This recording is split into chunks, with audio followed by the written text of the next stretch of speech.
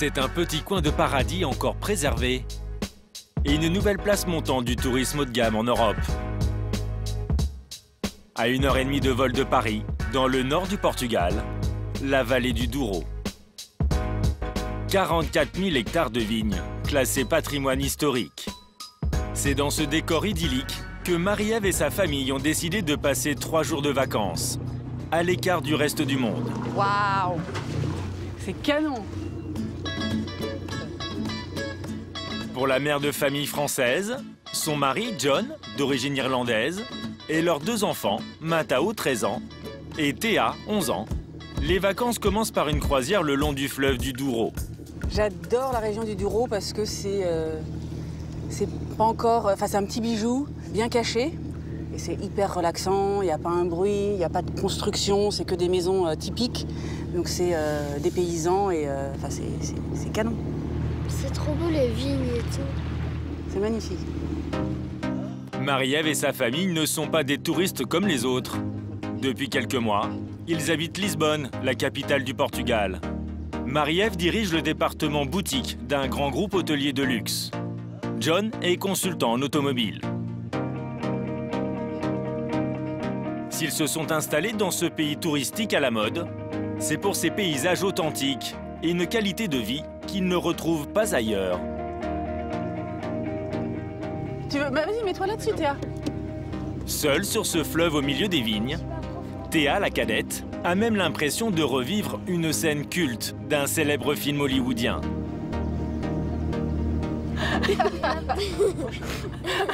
Et les 2 enfants n'ont pas encore tout vu. Grâce à son métier dans l'hôtellerie, Marie-Ève a droit à des séjours gratuits dans les hôtels de luxe de son groupe. Alors elle a réservé cet ancien manoir du 19e siècle, transformé en 5 étoiles. Alors, où est-ce qu'elle est la villa? On va la voir? Marie-Ève et sa famille vont avoir la chance de dormir dans une prestigieuse villa. 100 mètres carrés, avec un confort exceptionnel. Waouh! Un salon de 50 mètres carrés, avec sa cuisine, tout équipée. Ça, je pense que c'est pour vous. 2 grandes suites, dont une pour les enfants. Il y a une télé dans la chambre. Ah non, ça, c'est pas bon. Et cerise sur le gâteau, chaque chambre a sa propre salle de bain. Regarde à gauche. Oh mon Dieu, regarde le bas. Je m'installe déjà. C'est tout à moi. Cette villa se loue 1 000 € la nuit. Marie-Ève et sa famille vont également pouvoir profiter d'un magnifique jardin privatif, avec sa propre piscine. Oh là là! C'est magnifique. Elle est comment la piscine? Sublime. C'est le paradis. Sous un soleil de plomb, Théa, la cadette, ne résiste pas à l'appel de l'eau, même tout habillée. Ah, c'est trop bon. Trop bon. Il y a 3 ans, cet hôtel était pourtant presque à l'abandon. Mais le groupe pour lequel Marie-Ève travaille a senti que le Portugal avait le vent en poupe et qu'il fallait vite investir. Et il ne s'est pas trompé. Aujourd'hui, ce manoir affiche complet toute l'année. Les touristes sont américains, anglais et français. Une clientèle fortunée qui prend ses quartiers au Portugal. Une petite révolution, car il y a encore 5 ans, le pays traversait une grave crise économique. Non, on était venus il y a 7 ans et on était un petit peu choqués dans le sens en disant waouh, ça fait partie de l'Union européenne, c'était encore pas très développé. Et là, il y a eu un boom incroyable. Et maintenant, c'est manicuré un peu partout. En 2 ans, cette région est passée de 200 000 à plus d'1 million de visiteurs annuels. Un boom de 80% qui ne devrait pas s'arrêter là, car le Portugal possède d'autres trésors inexploités. C'est fraîche et c'est parfait.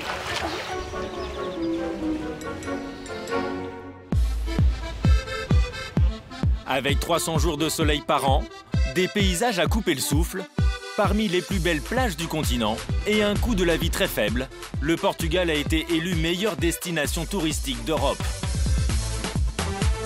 Ce pays de 10 millions d'habitants, 6 fois plus petit que la France, a même dépassé la barre des 20 millions de visiteurs l'année dernière. Un record historique. Tout le monde s'y bouscule, même les grandes fortunes et les célébrités. Comme Madonna, les membres de la famille princière de Monaco, Monica Bellucci ou encore Harrison Ford. Un véritable tour de force, car le pays était au bord de la faillite il y a un peu plus de 5 ans. Aujourd'hui, le Portugal est en marche et le gouvernement sort ses meilleurs atouts pour inciter les étrangers à s'installer dans le pays. Ici, les nouveaux résidents peuvent même être exonérés d'impôts sur leurs revenus, un mini paradis fiscal qui aurait déjà séduit 50 000 Français. C'est le cas de Robert et Chantal. Ils ont presque l'impression d'avoir gagné au loto. Waouh! On se dit c'est la première fois qu'on voit 0 impôt à payer. Philippe a lui aussi décidé de sauter le pas. Ce Français a l'intention d'acheter une villa au bord de l'eau. Et ici, il a l'embarras du choix. Le pays est l'Eldorado des promoteurs immobiliers. Vous voyez déjà dans cette maison, hein? Ah, absolument, oui. Complètement. Mais l'arrivée de ces étrangers n'a pas que des bons côtés. À Lisbonne, la capitale, des tensions naissent entre riverains et touristes. Pour sauver son quartier envahi par des milliers de fêtards, Luis leur fait la guerre. Et vous allez voir qu'il n'est pas au bout de ses peines. On en a marre de ces touristes qui viennent là et qui font semblant de ne pas voir qu'il y a des habitants. Lourdes se bat pour défendre les Portugais menacés d'expulsion, car de nombreux propriétaires tentent de chasser les habitants pour louer leur logement à des touristes. Vous êtes notifié par un avis d'expulsion. Dans son paisible village, Georges voit des villas à plusieurs millions d'euros poussées comme des champignons. Et entre cet agriculteur et les grandes fortunes qui s'installent sur ces terres, c'est un dialogue de sourds. Ils estiment que comme ils paient cher, ils passent avant nous. Paradis fiscal, tourisme de masse et choc des cultures. Enquête sur la folie portugaise.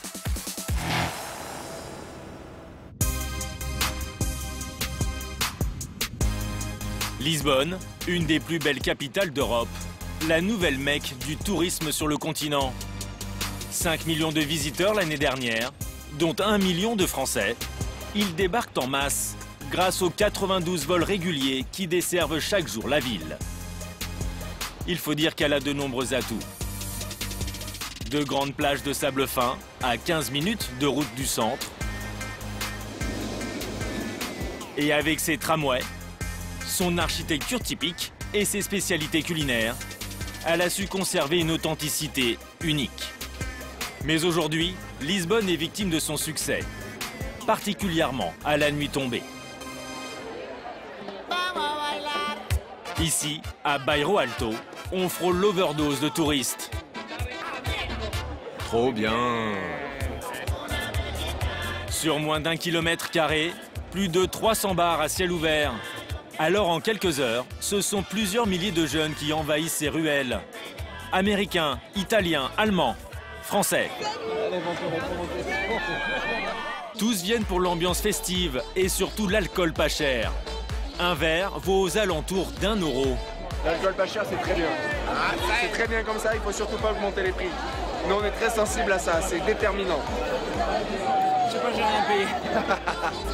Ici, des dizaines de rabatteurs vendent même des verres directement dans la rue. Ça, c'est la meilleure cachaça du Brésil, je te le garantis. La fête sans limite pour certains, le cauchemar pour d'autres. Luis et sa femme Clécia habitent juste au-dessus de ces bars. Là où il y a la lumière allumée, les 4 fenêtres là-bas, c'est chez nous. Cela fait 11 ans qu'ils sont propriétaires d'un appartement au 4e étage. Sauf que depuis l'invasion des touristes, vivre ici est devenu pour eux un véritable enfer.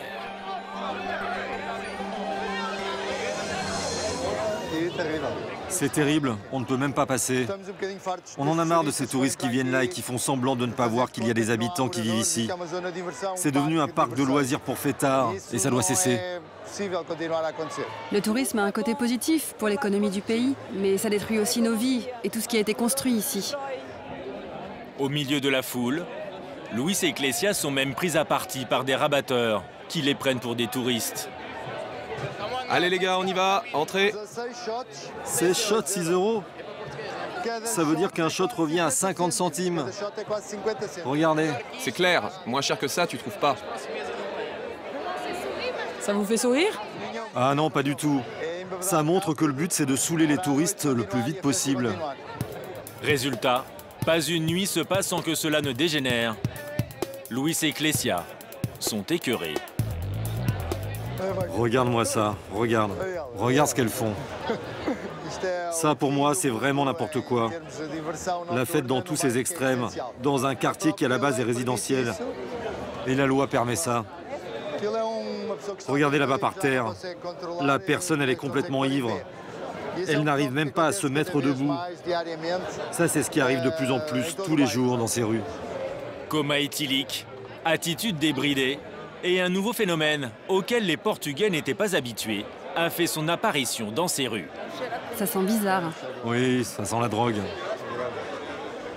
Des dealers ont investi le quartier et ils n'ont aucun scrupule à aborder les touristes. Équipés d'une caméra discrète, il suffit de quelques secondes pour qu'un dealer nous propose de la drogue. J'ai de la MD, du hashish, de la coke. Tu peux pas trouver mieux. Pour la cocaïne, 1 gramme, c'est 60 €. Si tu m'en achètes plus, je peux t'avoir un bon prix. Et si tu veux, tu peux la goûter d'abord. En bon commerçant, il nous propose même de tester la marchandise en pleine rue. Allez, viens tester. Non, non, merci. Au Portugal, la loi punit de 5 ans d'emprisonnement le trafic de stupéfiants. Mais visiblement, cela ne pose aucun problème à ce dealer. Et le plus surprenant, c'est qu'il ne prend même pas la peine de cacher la drogue. Il déballe son sachet de à la vue de tous. Il n'y a pas de police ici? Ici? Non. À en croire ce dealer, les policiers ne patrouillent même pas dans le quartier pour ne pas déranger ces vacanciers. Ici, les touristes sont rois. Et tant pis pour les habitants. De retour chez eux, à minuit passé, Luis et Clécia ne sont pas près de dormir. Pourtant, le couple a installé non pas du double vitrage, mais des doubles fenêtres. Mais rien n'y fait. Ça continue encore. Il y a toujours plus de jeunes. Ça va être comme ça toute la nuit. Ça, c'est le bruit qu'on entend. Et même avec des doubles fenêtres, on n'arrive pas à dormir la nuit. Et ça ne se termine pas avant 3 h du matin. Du coup, au réveil, on est épuisé. Parce qu'on a dormi que 4-5 heures, pas plus. À cause de ces nuisances, le quartier s'est vidé de sa population. Rien que ces 6 derniers mois, plus de 500 habitants l'ont déserté. Luis ne digère pas cette transformation. Regardez, ça c'était notre quartier avant quand on est arrivé. C'était très calme, un bon petit quartier traditionnel portugais. Aujourd'hui, ça n'a plus rien à voir. Le couple n'a pas les moyens de partir ailleurs. Alors pour essayer d'avoir la paix dans le quartier, Luis a eu un jour une idée. Regarde cette femme, elle danse dans la rue, comme si c'était une discothèque. Il a réalisé cette petite vidéo pour montrer aux autorités ce qui se passe juste en bas de chez lui. On a filmé dans pas mal d'endroits pour montrer le bruit, l'abus d'alcool. Et on a envoyé ça à la mairie de Lisbonne. Mais on n'a eu aucune réponse. Rien n'a été fait. Luis et Clécia se sentent abandonnés par les autorités. Et ils ne sont pas les seuls. Un soir, une de leurs voisines a eu une mauvaise surprise. En fait, les jeunes, ils ont pris l'extincteur, ils l'ont déversé dans le hall et ont inscrit ce gros mot en anglais à la voisine, qui leur a juste demandé de faire moins de bruit, c'est tout. On a appelé la police, mais ils n'ont rien fait. Parce que les touristes rapportent beaucoup d'argent à la ville. Et nous, les habitants, on est clairement le maillon faible. On est vraiment triste. Bon d'accord, les touristes sont là. Mais ils ont aussi ramené avec eux plein de problèmes et on ne sait plus quoi faire. Plusieurs associations ont écrit au gouvernement pour réclamer des mesures afin de protéger les habitants. Pas sûr qu'elles obtiennent gain de cause. Car les autorités portugaises ont décidé de dérouler le tapis rouge aux étrangers, et pas uniquement aux touristes. Pour les inciter à s'installer ici, le pays a sorti tout un arsenal fiscal très alléchant, allant même jusqu'à les exonérer d'impôts. Les premiers à en avoir tiré profit, ce sont les retraités français.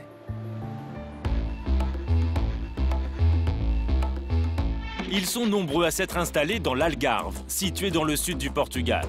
Une région réputée pour ses plages de sable fin et ses innombrables parcours de golf. Mais avec tous ces Français, l'une des plus belles stations balnéaires de la côte, Vila Moura, est aujourd'hui surnommée le Saint-Tropez portugais.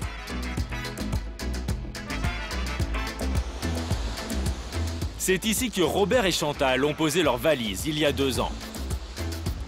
Le couple s'est offert un appartement dans cette résidence de standing située à 5 minutes de la mer. Tu me fais un café, mais avec un petit peu de lait, s'il te plaît? Voilà. Un beau 3 pièces, avec en prime une terrasse et une piscine commune à tous les habitants de la résidence. On a à peu près 100 mètres carrés, il y a 2 chambres, 2 salles de bain.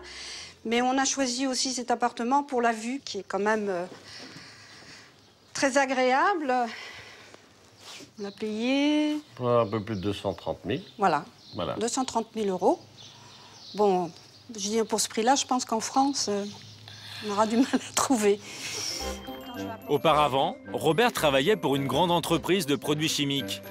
Sa femme Chantal était mère au foyer et s'occupait de leurs 2 enfants. Un des avantages de leur investissement au Portugal, prendre le petit déjeuner en terrasse, quasiment tous les jours de l'année. Bon, encore une dure journée qui se profile là. Un soleil qui chauffe trop. Mais s'ils ont quitté la France, ce n'est pas seulement pour le climat. Le vrai plus du Portugal, c'est sa fiscalité très avantageuse. Aussi incroyable que cela puisse paraître, en s'installant ici, le couple qui touche une confortable retraite en France ne paye plus aucun impôt. Un jackpot qui va durer 10 ans. La France aujourd'hui est la championne des prélèvements. Niveau impôts, taxes, etc. Championne d'Europe. Donc voilà, c'est pour ça qu'on quitte la France. C'est une mesure totalement légale, mise en place par le Portugal avec l'accord de la France, pour faire venir des étrangers et aider au redressement économique du pays. Chantal et Robert ont en fait obtenu le statut de RNH, résident non habituel. Grâce à ce document, le couple est exonéré d'impôts. Ça me fait un total de 0. C'est magnifique. Voilà. Donc 0 impôt sur le revenu. Donc, pendant 10 ans. Quand vous avez vu pour la première fois ce petit 0 là, ça vous a fait quoi? Waouh! On se dit c'est la première fois qu'on voit 0 impôt à payer en France, c'est jamais arrivé. Hein. C'est clair. Bon, mais non, on est très contents. Ça, c'est sûr. Merci le Portugal quand même. Hein. Allez, les Français, venez au Portugal. Robert et Chantal n'ont aucun état d'âme. Car sans impôt, forcément, ils ont un pouvoir d'achat décuplé. À Vila Moura, le couple passe la plupart de son temps à jouer au golf. Un loisir qu'il pratiquait aussi en France, mais très occasionnellement. Salut Eddie, ça va? Et ici, les 2 retraités français n'ont pas eu trop de mal à s'acclimater. Ça va bien? Et toi? Ça va Marcel? Ça va? Ça va. Et toi? Oui. Ils se sont fait de nombreux amis, pour la plupart des exilés qui ont quitté la France, pour les mêmes raisons. Ici, tous bénéficient des mêmes avantages fiscaux, en toute légalité.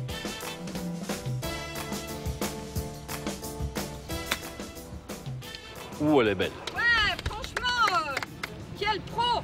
C'est ça la belle vie au Portugal. Ouais, on va pas se plaindre. Oh non, pas du tout. On est fatigué quand même. C'est une vie de rêve. La journée. Une vie de rêve. Tiens, il a fait birdie, donc il doit boire un coup. Oui, j'ai le droit à ça. Voilà.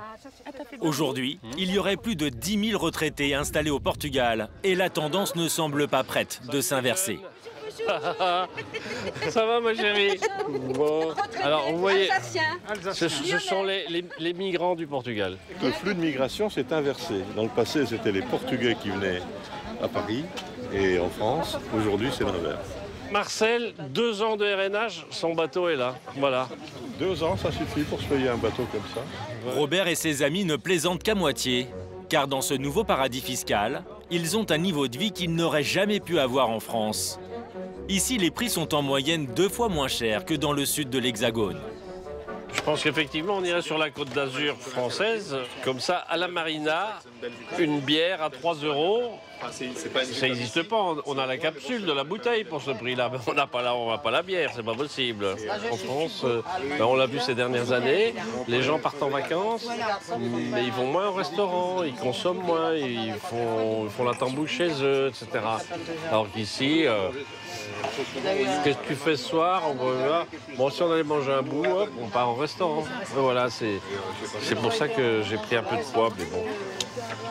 Bon, allez, au Portugal. Chantal et Robert ne se contentent pas de profiter de la vie. La soixantaine passée, ils ont retrouvé une deuxième jeunesse et se lancent de nouveaux défis.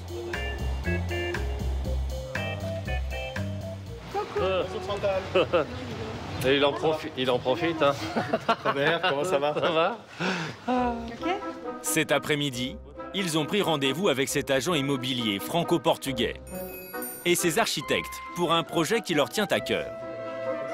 Le couple souhaite se faire construire une villa au Portugal. Voici les plans de leur future maison. Au niveau de la dimension de la piscine, qu'est-ce que vous en pensez? Donc, est-ce que c'est suffisant? On l'a prolongé un peu plus? Parce que là, en fait, elle est restée quand même dans la zone des chambres, comme on avait parlé. Mais je pense qu'on peut encore... 8 par 4? Oui, 8 par 4. On est à 8 sur 4. Le bâtiment fera plus de 200 mètres carrés pour un coût total d'environ 450 000 €. Pour les retraités, c'est une aventure audacieuse. Mais ils sont confiants. C'est notre première expérience au niveau construction, donc on fait confiance à des professionnels pour justement pour mieux se projeter dans le projet, parce que c'est pas évident pour nous, déjà les plans, etc. Ce genre de commande, l'entreprise en a plein ses tiroirs. La plupart viennent de Français. Ils représentent aujourd'hui 80% de la clientèle. Un bon business pour cet agent. Mais revers de la médaille, au Portugal, les prix de l'immobilier explosent. On a des appartements il y a un an qui coûtaient 110 000 €, qui sont en vente à 140 000, 150 000, voire même dans des cas extrêmes, donc en bord de mer, on a eu des appartements qui sont vendus il y a 2 ans à 150 000, qui sont à l'heure actuelle à 400 000 € en vente. Donc c'est de la photo française? C'est de la photo française. Si tout va bien, Chantal et Robert devraient pouvoir profiter de leur piscine d'ici 1 an. Au Portugal, les Français sont champions de l'investissement. Depuis plus d'1 an, ils achètent 1 bien sur 3, un chiffre à peine croyable. Conséquence, les prix ont flambé en un temps record. Dans la capitale, ils ont grimpé de 20% en seulement 2 ans, du jamais vu. Et les Français récemment installés en subissent les effets. C'est à Belém, quartier lisboète très prisé des touristes pour sa célèbre tour et son monastère, que Marie-Ève habite avec ses 2 enfants, dans cette jolie maison de 2 étages. Goûter? Tiens. 16 h, c'est le retour de l'école. Alors c'est quoi le score? C'est 0-0. Même loin de la France, Théa et Matao ne ratent pas un seul des matchs de leur équipe de football préférée. Pour eux, l'adaptation au Portugal a été facile, malgré le port de l'uniforme. C'est une jupe pour les filles et un polo blanc. Après, il y a les longues chaussettes. C'est plus facile le matin, faut pas se dépêcher. Il y a un truc et pas genre plein d'habits qu'il faut choisir. Faut juste prendre. Gris ou blanc? Ouais. Lorsque Marie-Ève est venue s'installer à Lisbonne il y a quelques mois, la capitale était déjà en pleine bulle immobilière. Il n'y avait plus beaucoup de biens disponibles sur le marché. Mais cette Française a eu de la chance. Elle a trouvé cette belle maison. C'est la maison typiquement portugaise. Donc voilà, avec le marbre par terre. Après, on passe dans la salle à manger qui donne sur le jardin, qui est très agréable. Et ensuite, vous avez un étage au-dessus avec l'espace pour les enfants, en fait. Là, vous avez une salle de bain et là, vous avez la salle télé et donc la chambre commune des enfants. Donc là, vous avez le jardin. C'est sympa parce que vous êtes dans la nature, entre guillemets, avec des citronniers, des orangers, etc. Et vous êtes quand même dans Lisbonne. Au total, 200 mètres carrés avec jardin. A priori, pas de quoi se plaindre. Sauf que Marie-Ève loue la maison 3 500 € par mois. Un budget énorme qui ne lui convient plus. Alors elle a décidé d'investir. C'est très très cher pour ce que c'est. C'est pas du tout le budget qu'on avait à mettre dans la location de la maison. Donc toutes ces raisons font que justement on veut partir et c'est pour ça qu'on a acheté autre part. C'est en plein centre-ville de Lisbonne, à Lapa, que Marie-Ève vient d'avoir les clés de son nouvel appartement. Elle a déniché une bonne affaire, qu'elle est fière de présenter à une copine. Donc, alors c'est au dernier étage, donc c'est au 3e. D'accord. Donc j'ai besoin de tes conseils avisés sur la déco. D'accord. Voilà, vas-y. Là, on va péter le mur, enlever la salle de bain, casser le mur pour avoir un espace, voilà, comme ça, salon, cuisine, ici. Ça, et là, la vue aussi est bien. Enfin, c'est petit balcon, mais la vue est sympa. Enfin, moi, j'adore le quartier. C'est hyper. Quartier est très sympa. Le quartier est vraiment top, hein, hyper vivant. Il y a de plus en plus de Français qui habitent d'ailleurs. Oui. Pour cet appartement de 180 mètres carrés aux airs presque haussmanniens, Marie-Ève paye 3 000 € du mètre carré, 2 fois moins cher que les tarifs du marché. Car le quartier est devenu hors de prix. En 3 ans seulement, le mètre carré est passé de 1 500 à 5 000 €, plus du triple. Financièrement, on a eu énormément de chance sur le prix, parce que en fait, la propriétaire est américaine et elle vit en Suisse. Et elle voulait absolument se débarrasser de l'appartement. Normalement, il est à peu près à 5 000, 5-6 000 en fonction de la rénovation.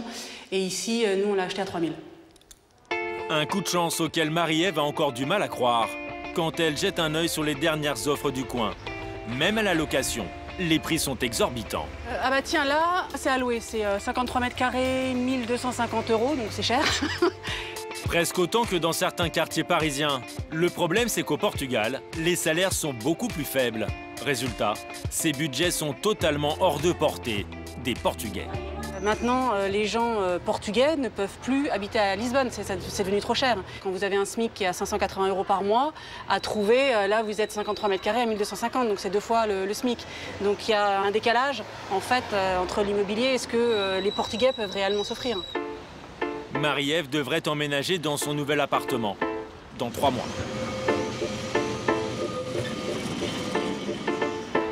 Dans certains coins de Lisbonne, des voix s'élèvent contre cette hausse des prix de l'immobilier, car elle menace d'expulsion les Portugais. Alfama, un quartier traditionnel, envahi par les touristes. C'est ici que vit Lourdes Pinheiro.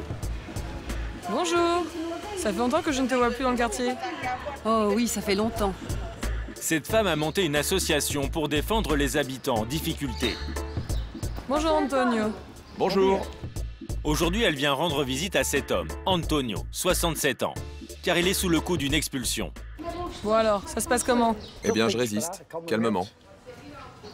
Le vieil homme vit seul dans cet appartement d'une trentaine de mètres carrés depuis 11 ans, et il y est attaché. Mais aujourd'hui, il est à bout, car il est réveillé tous les matins par ce bruit qu'il a enregistré. C'est comme ça dès 8 h du matin.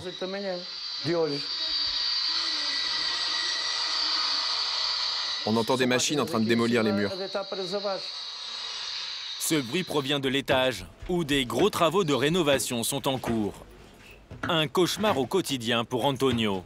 Et lorsqu'il se plaint auprès des ouvriers, le dialogue est glacial. Je vous préviens, vous n'avez pas l'autorisation de venir ici. Oui, mais à 8 h, j'ai dû partir de chez moi à cause du bruit que vous faites. J'ai pas le choix, je suis obligé de démarrer tôt avec les machines. Ces travaux sont en fait un moyen de pression qu'exerce le propriétaire de l'immeuble pour chasser Antonio. Il est aujourd'hui le seul locataire. Tous les autres sont partis quand ils ont reçu ce courrier. Vous êtes notifié par un avis d'expulsion. Cet avis permet au propriétaire d'initier la procédure. Le propriétaire a donné 3 mois à Antonio pour quitter les lieux. Et pour le forcer à partir plus vite, il le fait vivre dans l'enfer des travaux. Au début, le propriétaire voulait même construire des escaliers, ici, chez moi. Le problème, c'est qu'ils commencent peu à peu à grignoter votre appartement. Un jour, ils seront dans votre chambre et vous irez dormir dans la rue. Alors ne vous laissez pas faire. Ce harcèlement dont est victime Antonio est malheureusement légal. Il y a 6 ans, le gouvernement a instauré une loi qui donne beaucoup plus de liberté aux propriétaires. Ils peuvent expulser les locataires, sans obligation de les reloger. Légalement, le propriétaire a tous les pouvoirs pour le mettre dans la rue. À tout moment, il peut appeler la police et le chasser d'ici. Après, je vis où, moi? La dernière fois, je suis allé visiter un appartement en rez-de-chaussée. Le propriétaire demandait 425 € par mois. Si Antonio reste ici, c'est parce qu'il n'a pas les moyens de vivre ailleurs. Sa retraite est d'à peine 600 € par mois. La moitié sert à payer le loyer. Le reste passe dans les charges et quelques maigres courses. J'ai de la soupe, des yaourts, quelques jus. J'ai aussi un peu de fromage. À la fin du mois, il ne lui reste plus un sou pour vivre. Alors pour l'aider, une association lui apporte un repas le midi. Aujourd'hui, c'est morue. Il y a des jours meilleurs que d'autres. J'ai aussi du pain et des fruits. Ça, c'est pour lui un moyen d'économiser. S'il n'avait pas cette aide, comment il pourrait s'alimenter avec le peu d'argent qu'il a? Antonio a déposé un recours auprès de la mairie. Pour le moment, il n'a pas de réponse. D'après une récente étude, il y aurait 135 avis d'expulsion chaque mois, rien que dans la capitale. Cette situation révolte Lourdes. Aujourd'hui, elle accuse l'État, mais aussi les touristes. Lisbonne est à la mode. Mais la ville n'est pas que pour les touristes. Elle est aussi aux Portugais, et c'est ce que nous revendiquons. Vous pensez que le tourisme est en train de tuer votre quartier? Bien sûr. Et le gouvernement fait des lois pour protéger les étrangers, mais elle ne protège pas les Portugais. Allez, au revoir, courage. Hein. Ok, merci. Si le pays en est arrivé là, c'est parce qu'aujourd'hui les Portugais préfèrent louer leurs appartements aux touristes. En moyenne à Lisbonne, un loyer coûte 300 € par mois. Mais à des vacanciers, un propriétaire peut louer 100 € par nuit, soit 3 000 € à la fin du mois. Résultat, c'est la frénésie. Et dans le quartier, les propriétaires ne veulent plus louer aux Portugais. Tout ça, c'est devenu des logements pour touristes. Regardez, la preuve. Il y a encore un couple qui arrive à l'instant. Ça aussi, c'est un logement pour touristes. Vous avez même un digicode. Plus de 70% des immeubles sont maintenant pour les touristes. C'est clair que je sature de voir ces millions de personnes qui tous les jours remplissent nos rues, nous empêchent de circuler, nous salissent la ville. Aujourd'hui, la coupe est pleine. Ça devient hors de contrôle et ça, c'est très mauvais pour les gens qui vivent ici. Dans certains endroits de la capitale, les Portugais ont carrément déserté les lieux. Et on ne parle plus que français ou anglais.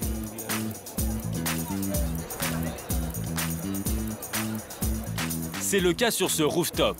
Auparavant très prisé des Portugais, il est devenu la place forte des étrangers. C'est d'ailleurs ici que Marie-Ève a ses habitudes, avec ses copines françaises. Caro! Comme elle, ils sont plusieurs centaines à venir chaque soir dans ce lieu branché pour admirer la statue du Christ roi et le pont du 25 avril.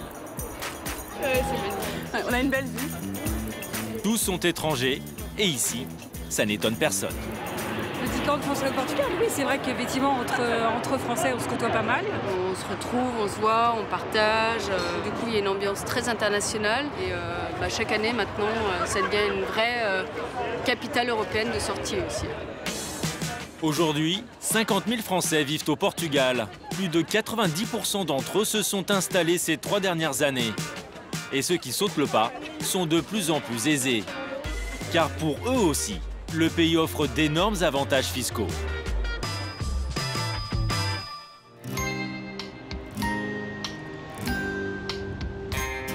C'est l'une des raisons qui amène Philippe dans l'artère chic de Lisbonne, surnommée l'avenue des Champs-Élysées.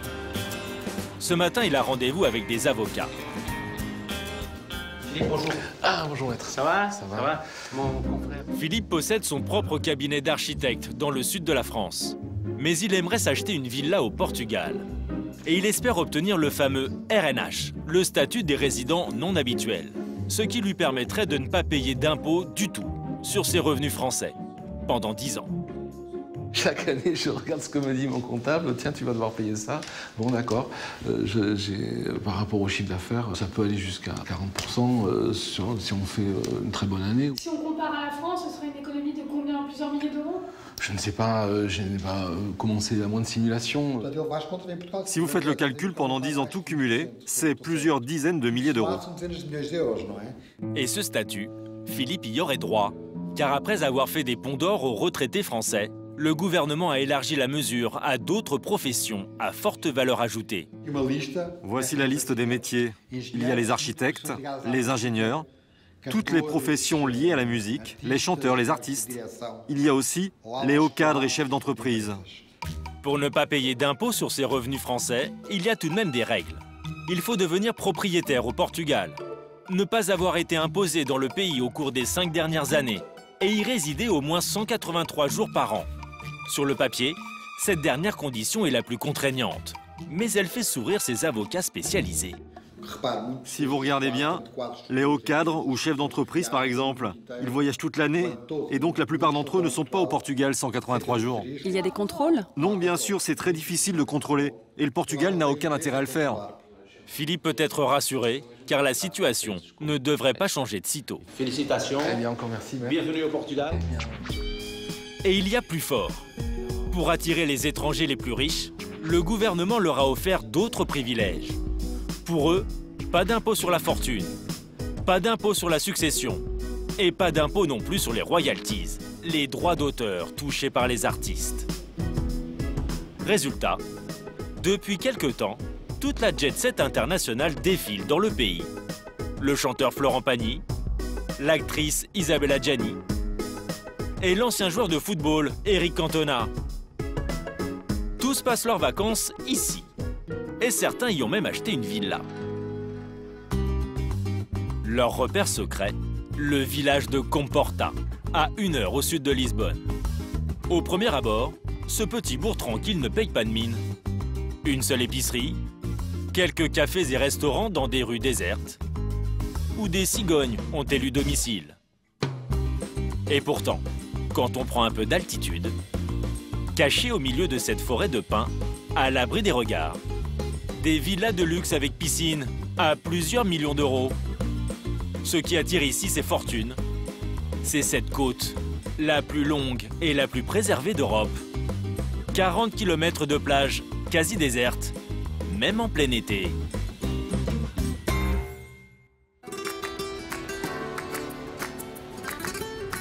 Cette tranquillité en bord de mer, c'est ce qui a fait aussi craquer Philippe, le Français. C'est ici qu'il aimerait acheter une villa. Ici, ça ressemble beaucoup à la côte landaise, mais il n'y a pas les mêmes stations balnéaires, il n'y a pas la même infrastructure touristique. Ici, c'est beaucoup plus préservé, il y a juste des petits villages de pêcheurs. Derrière, c'est pas bétonné, et cette solitude, cette tranquillité, bon voilà, c'est un luxe incroyable. Je crois que c'est peut-être le plus grand luxe, c'est de se sentir seul. Pour trouver la maison de ses rêves, Philippe a décidé de se rendre à un cocktail de promotion organisé par un groupe immobilier français. Ravi de vous accueillir dans ce petit événement. N'hésitez pas, nous on est là pour communier notre envie de faire le projet. Et pour manger aussi, mais il reste plus. Et pour manger un petit peu, effectivement. Paul-Henri Holbert est le directeur de la société. Il veut faire connaître son nouveau projet immobilier. Bonjour, vous allez bien? Alors pour ces hôtes de marque, cocktail avec petit four, vin portugais et musiciens. Objectif, vendre des villas de luxe dans ce qui va devenir le plus grand complexe immobilier haut de gamme de toute la région. Car le groupe de Paul-Henri vient d'acheter ses 10 hectares de dunes pour construire près de 160 résidences. De l'appartement à 200 000 euros à la villa de prestige à plus d'1,5 million d'euros.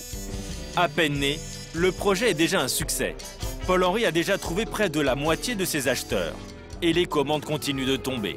Cette semaine, on a vendu 3 appartements. On a à peu près 17 rendez-vous programmés pour re-signer là.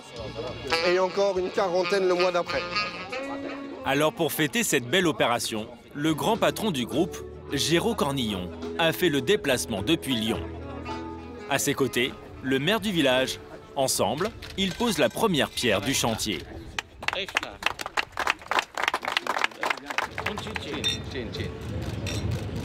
Merci beaucoup. Ah, c'est l'alliance France-Portugal. Comme quoi, même si on a perdu au football, même si vous avez gagné la Coupe d'Europe, on vous en veut pas et on est content que vous nous accueilliez au Portugal. Le chef d'entreprise n'est pas le seul à avoir le sourire. Le maire, lui aussi, se frotte les mains, car ses investissements étrangers dans son village sont une véritable bénédiction. Nous avons ici à peu près 300 millions d'euros d'investissement de la part des Français. C'est important pour créer de l'emploi et surtout ramener de la richesse pour notre territoire. Alors ils sont bienvenus, les Français. D'ailleurs, certains d'entre eux sont très célèbres. L'ancien président de la République française a ici une maison. Nicolas Sarkozy? Oui, oui. Où est sa maison? Dans le coin. Je ne sais pas exactement où et je ne cherche pas à le savoir. Parce que justement, on tient à préserver l'anonymat de ce genre de personnes. Impossible de savoir si monsieur le maire dit vrai, car la présence de ces célébrités dans la région est une excellente publicité. Paul-Henri, lui aussi, aime se vanter d'avoir comme clients des stars françaises. On a effectivement 2 chanteurs assez connus. On va pouvoir citer peut-être un qui est monsieur Julien Clerc, qui effectivement est désireux d'acheter une villa ici. On a aussi des chefs d'entreprise qui ont souhaité investir ici dans des villas de 1 million à 1,5 million d'euros, ce qui est déjà assez substantiel au Portugal. Cet après-midi, il y en a un qui semble lui aussi être à 2 doigts de craquer. Philippe l'architecte est emballé par le projet. Il y en a qui aiment le bling-bling, il y en a qui aiment Saint-Tropez, avec des bruits de Maserati, tout ça, ou des gros yachts. Bon, chacun son plaisir. Moi, le nôtre, c'est d'être plus tranquille, avec la nature, les grandes plages. L'agent immobilier sent qu'il y a un coup à jouer. Alors, pour achever de le convaincre, il a donné rendez-vous à Philippe dans une villa témoin. Regardez-moi ça. Ah, c'est génial. Sa carte maîtresse, cette maison de 300 mètres carrés, avec son immense jardin et sa piscine. Construite au tout début du projet, elle est vendue 1 200 000 €.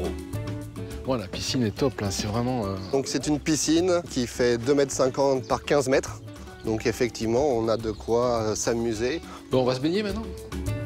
Divisée en plusieurs bâtiments, cette villa est construite dans un style traditionnel, comme l'étaient autrefois les maisons de pêcheurs. Vous avez une maison, comme vous l'avez vu sur les plans, la maison principale, la partie parentale ici, et puis la partie amie. En fait, c'est une organisation de lodge, en fait, quelque part, avec chacun sa petite maison. C'est vraiment sympa parce que je trouve qu'on est davantage chez soi tout en étant ensemble, quoi. C'est ça qui est remarquable dans ce concept. Donc je vous laisse découvrir la pièce principale qui va faire aux alentours de 80 mètres carrés de pièces à vivre. Avec sa fameuse charpente apparente, ce qui donne vraiment un premier charme, un premier effet ouah quand on rentre.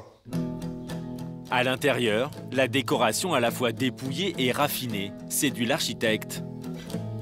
Au total, la maison compte 5 chambres ultra luxe, construites là encore, dans l'esprit de la région. Donc là, vous arrivez sur une première chambre qui va faire 45 mètres carrés. Ici, le mobilier est fait en maçonnerie. On construit en dur. C'est voilà, un choix esthétique avant tout, mais aussi technique, puisque c'est très portugais de vouloir encastrer. Ils n'aiment pas rajouter les armoires. On a tenu à garder ce style, et ce style, pour nous, nous démarque nos concurrents. Le Français est conquis. Il s'imagine déjà dans cette villa de rêve. C'est un peu magique, en fait. On se sent bien tout de suite, justement parce qu'il y a une authenticité, il n'y a pas de tape à l'œil, il y a une discrétion absolue. Vous voyez déjà dans cette maison, hein? Ah, absolument, complètement.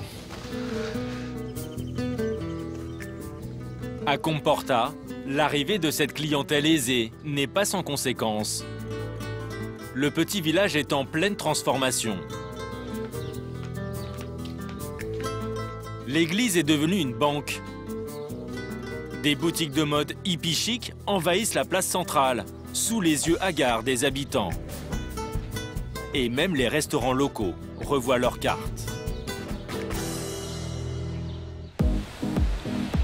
Le plus apprécié par les touristes, c'est ce restaurant de plage, devenu une adresse incontournable pour Philippe. Bonjour. Bonjour.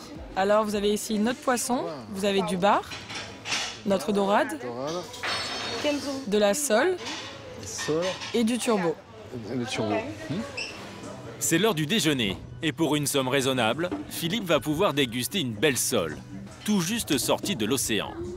Le poisson, c'est environ 30 €, mais bon, c'est pas une seule portion, quoi. C'est pour deux, bon, c'est le double, quoi, en fait. En France, pour ce prix-là, on aurait eu une soit 2 fois plus petite, quoi. Quasiment. Et pas aussi musclé, quoi. Tout va bien? Oui, merci. Avec un verre de vin et un dessert, Philippe va s'en tirer pour un peu plus de 45 €. Ce n'est pas donné, mais tout de même moins élevé que dans certaines stations balnéaires du sud de la France. Ici, l'afflux de touristes aisés a sérieusement fait flamber les prix. En 2 ans, ils ont tout simplement triplé. Effectivement, il y a une certaine notoriété qui commence à se dessiner depuis plusieurs années à Comporta et sa région. Et donc, effectivement, les prix s'en ressentent un petit peu. Ici, on ne s'en cache pas. Joao, le serveur, est même fier d'accueillir une nouvelle clientèle riche et mondialement célèbre. On a des célébrités qui viennent ici, comme Madonna par exemple, ou encore Cristiano Ronaldo. Ils ne viennent pas ici tous les jours, mais dès qu'ils sont de passage, ils déjeunent ici. On peut appeler cet endroit le petit paradis des stars. Un petit paradis qui a totalement séduit Philippe. Il a pris sa décision. Il va acheter la villa du promoteur. Dans toute la région, tous les établissements se sont mis au diapason. Caché au milieu de la forêt, le seul hôtel de luxe des environs monte lui aussi d'un cran dans l'échelle haut de gamme. Ce 5 étoiles qui accueille des stars comme certains membres de la famille princière de Monaco avait déjà tous les ingrédients du luxe. Une grande piscine extérieure, un restaurant gastronomique, un spa et surtout, ses villas. Des cabanes chics avec piscine privée, entourées d'une forêt de pins. Prix de base pour une nuit dans cette villa, 1 400 €. C'est déjà très cher, mais l'hôtel veut frapper encore plus fort. Toute la journée, une cinquantaine d'ouvriers sont sur le pied de guerre pour construire des villas ultra luxe. C'est la nouvelle ambition de Gonçalo Pessoa, le propriétaire de l'hôtel. Ah, justement, Joao, je te cherchais. Cette villa, ça avance comment? Ah, elle est presque finie, ça devrait être bon pour la date prévue. Ok. Et la piscine? Il y a du matériel qui manque. Il manque leurs vêtements. Ça devrait arriver dans 15 jours maximum. Mais ça va aller. Ce sera dans le timing. Ok, parfait. Merci. Si Gonçalo est aussi attentif, c'est parce que ces nouvelles villas, 12 au total, encore plus spacieuses et encore plus chères, devraient lui rapporter gros. Alors il faut qu'elles soient prêtes avant le début de l'été. Les espaces sont beaucoup plus grands. Les piscines aussi sont des piscines de 15 mètres et les terrains autour des maisons qui vous garantissent plus de privacité. Les prix ici sont bien sûr plus chers. Les maisons de 5 chambres les plus grandes, elles arrivent à 2 200 € par jour. C'est un prix très élevé, mais Gonçalo est sûr de trouver des clients venus de toute l'Europe, mais aussi des États-Unis, du Brésil et du Canada. Comme cette cliente originaire de Toronto. J'ai beaucoup voyagé dans ma vie. J'ai fait au moins 45 pays. Et les rizières ici me rappellent le sud de l'Asie. Les plages des Caraïbes, avec cette couleur bleue qui est si belle. Et ce qui est génial, c'est de voir les petits villages et leurs habitants en train de mener leur vie tranquille. C'est vraiment sympa. J'aime ce coin.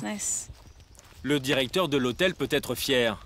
Il a eu du flair, car il y a un peu plus de 10 ans, il n'aurait jamais imaginé accueillir des stars et des grandes fortunes ici. Ces bâtiments là-bas, c'était la maison de famille. Ici, on avait 5 chambres, la piscine pour nous et nos amis. On a bien compris que Comporta, il devient une destination touristique. Il y avait beaucoup de monde qui cherchait une place pour s'auberger et rien n'existait au moment.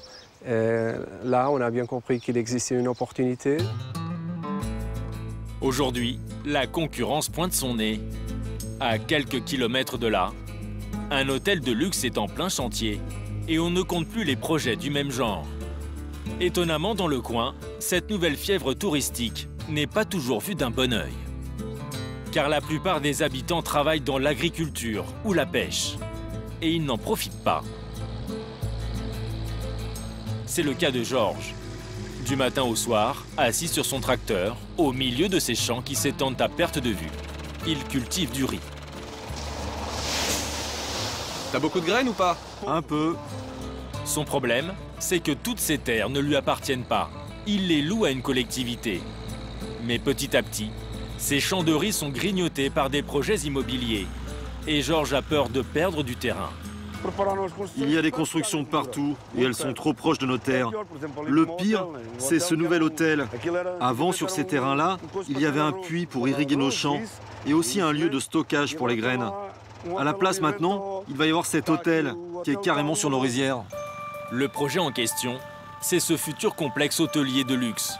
Depuis qu'il est en chantier, Georges est en colère. Car pour ne pas déranger les futurs touristes, les autorités ont pris une nouvelle mesure qui l'empêche de travailler. Maintenant, on n'a plus le droit d'utiliser des avions pour semer du riz. Et en plus, je ne peux plus passer à cet endroit avec mon tracteur parce que ça fait du bruit et de la poussière. Et ça peut déranger les futurs touristes. Ils estiment que comme ils paient cher, ils passent avant nous. Alors c'est compliqué.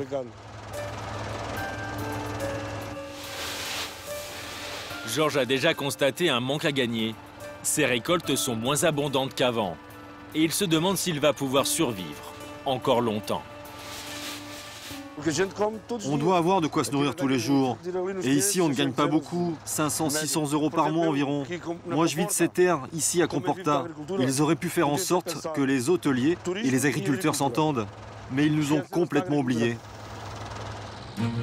Georges a de quoi être inquiet, car d'ici 10 ans, le gouvernement prévoit de doubler les recettes liées au tourisme pour atteindre 26 milliards d'euros. Pour le Portugal, c'est une incroyable manne financière. Mais ce tourisme de masse pourrait aussi avoir des effets pervers. Aujourd'hui, les habitants craignent qu'il détruise l'âme de leur pays.